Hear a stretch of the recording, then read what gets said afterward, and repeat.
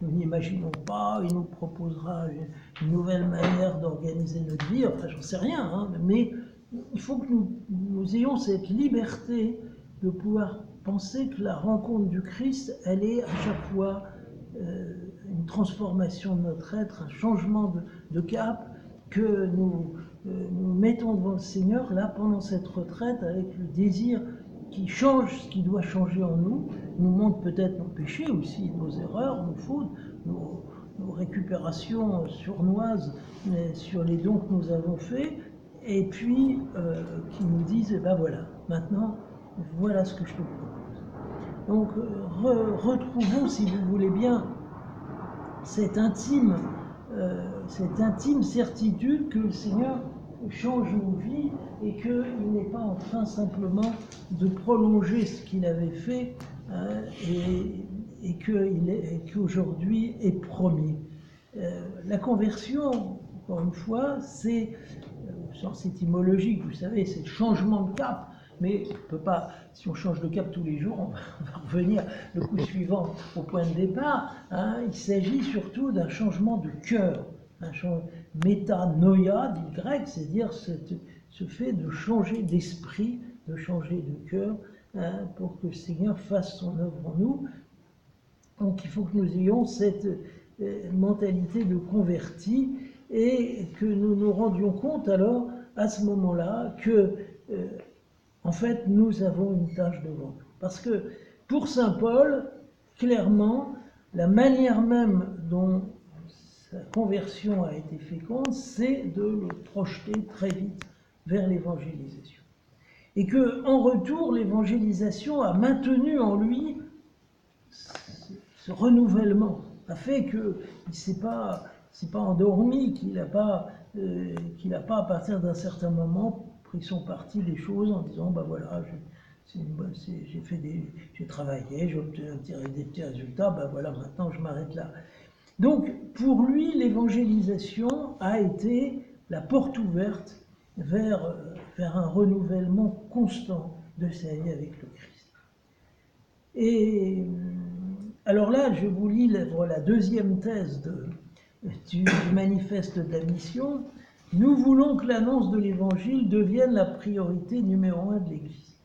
Résonne encore à nos oreilles l'ultime recommandation du Christ donnée à ses disciples après la résurrection. Allez de toutes les nations, faites des disciples, baptisez-les au nom du Père et du Fils et du Saint-Esprit. Matthieu 28, 19. La raison d'être de l'Église est de rayonner de la joie contagieuse qui vient de Dieu.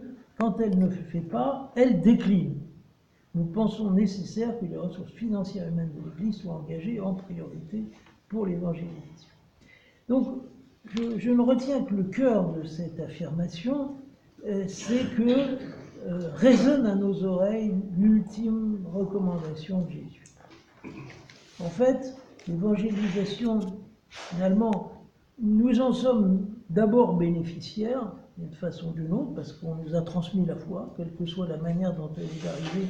Il y a eu quelqu'un qui a eu l'initiative de nous porter la flamme, que ce soit nos parents, que ce soit les éducateurs ou n'importe qui, mais maintenant, eh bien, nous nous trouvons en situation de devoir la transmettre. Plus exactement, ce n'est qu'en la transmettant que nous manifesterons ce qu'elle est. Parce que si jamais elle était simplement une appartenance, ça ne voudrait pas dire forcément qu'il faut la partager. Et si on me donne la citoyenneté française, eh bien, voilà, j'ai la citoyenneté, mais ça ne veut pas dire que tout le monde doit devenir français.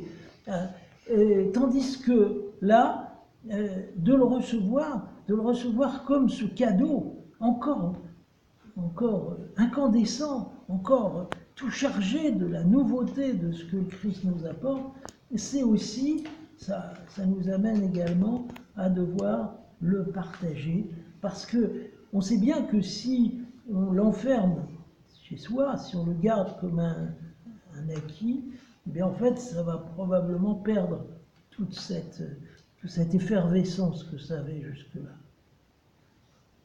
Et malheureusement, on fait quelquefois l'expérience, c'est qu'à partir du moment où on ne le transmet plus, il y a quelque chose qui manque même pour nous.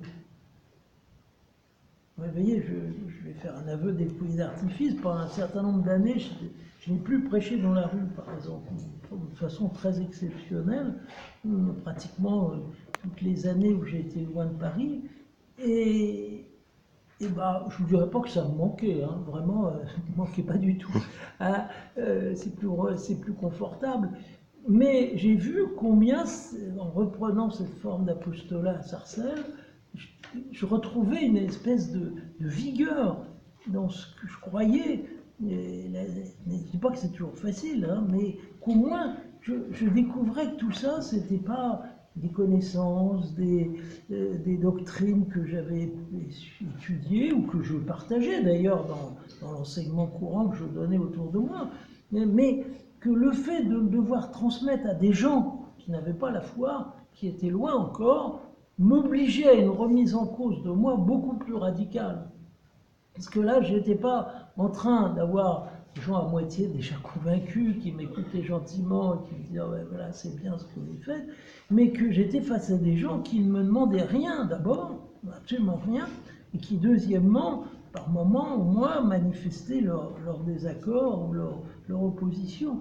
Dire qu'en fait, il fallait que je me jette dans l'expérience d'une façon beaucoup plus complète, beaucoup plus totale. Parce que sinon, je restais à l'extérieur.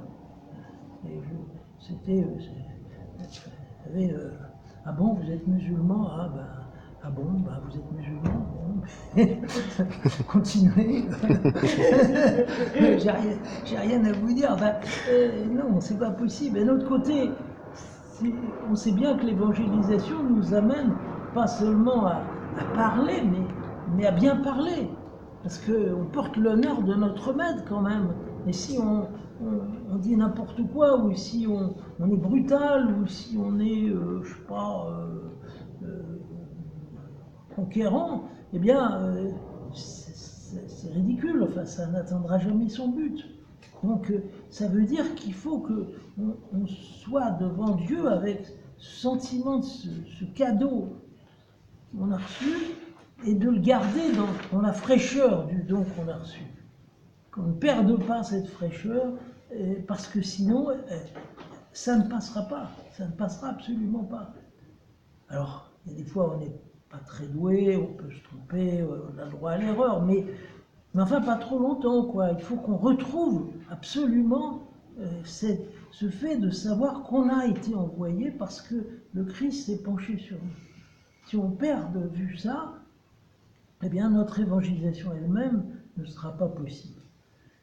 Mais en retour, cette évangélisation va nous creuser à l'intérieur pour nous aider à rester des convertis, en acte de transmission. Donc le pape parle de disciple missionnaire, et je pense que dans le mot disciple, il met exactement ça, c'est-à-dire de faire dresser les petits serviteurs extasiés qui sont au pied de Jésus, qui l'écoutent avidement et qui reçoivent de lui la lumière. Donc si nous sommes comme ça, eh bien, on le dira, on le partagera.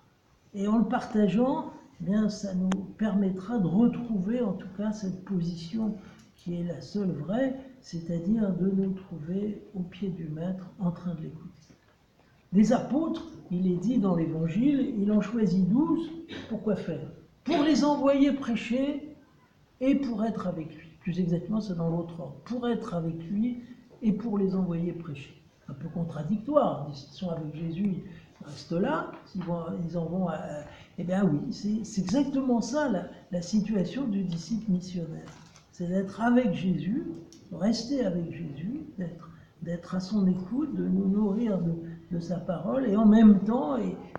Et bien d'être envoyé sur tous les forums, les plaques publiques, les immeubles, je ne sais pas quoi, les sites internet, enfin, possibles et imaginables pour partager les trésors que nous avons reçus.